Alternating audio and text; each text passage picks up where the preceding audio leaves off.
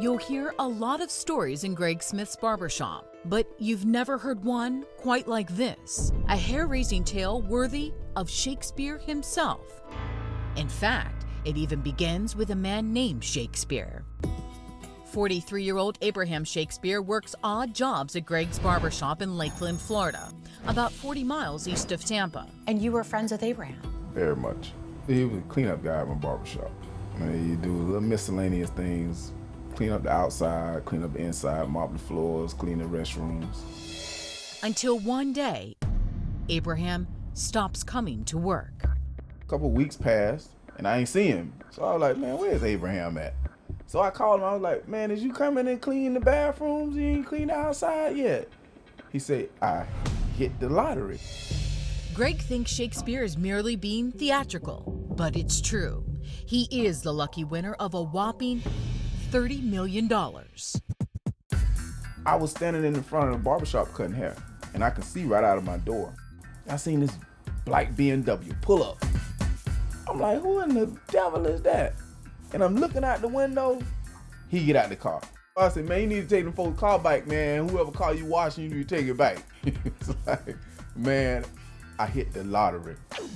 Abraham takes one lump sum of $17 million instead of yearly payments on the winnings. He buys a $1.1 million home in a gated community near Lakeland and some new cars. But he also proves to be a generous sort. In fact, he's a guy who can't seem to say no, loaning out money left and right. He did it out of goodness of his heart. A whole lot of them took advantage of it. But you know what? He gave it to them. They didn't take it. He gave it to them. He even insists on helping out his old boss, Greg Smith, loaning him $63,000 after his mother's house goes into default. I didn't want to borrow no money from Abraham. I had gone to the bank, mid-Florida, and gotten a loan. He actually left first and went and got a cashier's check with my name on it. I say, but before I do that, I need to get with my accountant and we draw some papers up so we do it official. Because I'm going to do you the same way I was going to do the bank. But Shakespeare is ill-equipped to handle his newfound wealth. He cannot read or write and knows nothing about investing. 11 months after winning the lottery, Shakespeare meets a woman named Dee Moore. She runs a successful nurse staffing agency near Lakeland and also tells Shakespeare she wants to write a book about him and help him manage his money. I gave him the benefit of the doubt. You know, okay, that's what he want, that's fine. The book is never written, although she does make some home movies of Shakespeare, including this interview question. Do you get tired of people asking you for money all the time, Abe? Give me your opinion on it. I've been tired a year ago. So where do you want to go to? It don't matter to me. I'm not a picky person.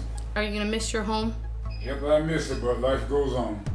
But within 6 months of meeting him, Moore has managed to transfer ownership of Shakespeare's home and control of his bank accounts to her company before giving herself a nice vacation. I shook her hand, I looked at her, I was like, okay. Did she seem genuine? No. She didn't never keep eye to eye with me. From the minute that she met me, she didn't smile. I think she knew me and Abraham was real close. In fact, of the total $570,000 loaned out by Shakespeare to various people, more than 2/3 of it is owed by Dee Moore's company. She also starts going after the money owed him by all his debtors. Anybody that had any kind of debts with him, she pushed him away from them so that she can get involved, as if she was taking over. About that time, Shakespeare's friends realized they haven't seen him in a while. Dee tells them that he's laying low and wants to get away from the constant pressure of people looking for money. What is Dee telling you? He's on vacation, he's in Miami, he's in Texas, he's on a cruise, he's over helping the people in Haiti. He can't get back across because of the earthquake. A cousin of Shakespeare becomes suspicious. He files a missing persons report with the sheriff's office. Dee is now on police radar, and they want to talk to her. Polk County Sheriff's Office began a pretty long-term investigation. Detective Greg Thomas of the Hillsborough Sheriff's Office knows the case very well. And over a couple of months, they basically were able to determine through cell phone work and just surveillance that obviously Dee Dee Moore had something to do with the disappearance of Abraham Shakespeare. It was not known if he was just missing or if he was dead. Dee Dee turns to Abraham's good old friend, Greg the barber, for help. She's crying. I'm like, what's wrong with you? She was like, everybody think I did something to Abraham and this and that. I said, well, listen, did you? No, Abraham's on his way back. And then she makes such an incredible request that to this day, Greg wonders how he could have gone along with it. But he does. She said, listen, I need you to do me a favor, to buy me some time till Abraham come back. Can you tell Abraham's mother that I'm okay? I said, I'm okay. I want you to pretend to be Abraham. I said, man, I don't know. She said, I tell you what, I'll give you $300 to make the phone call. I said, okay, $300? Yeah, I'll make a phone call and say you okay. She chose to take Abraham's mother to a restaurant where it would be loud.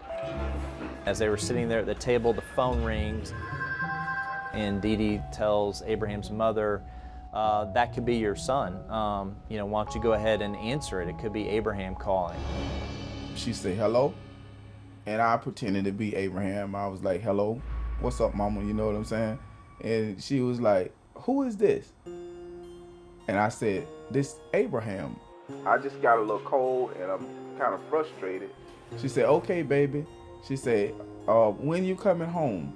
I said, I'll be home real soon. And you could tell the police I'm okay. Up to this point, Greg has given Dee Dee the benefit of the doubt on her Shakespeare story. I'm not thinking something wrong with him. At worst, he done went and hid from Dee Dee. That's what I'm thinking. Okay, Abraham tired of you, he done went and hid from you.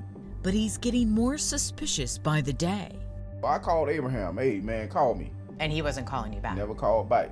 Then I got this text, I'll call you in a little while. So I'm looking at the text, I'm like, something ain't right.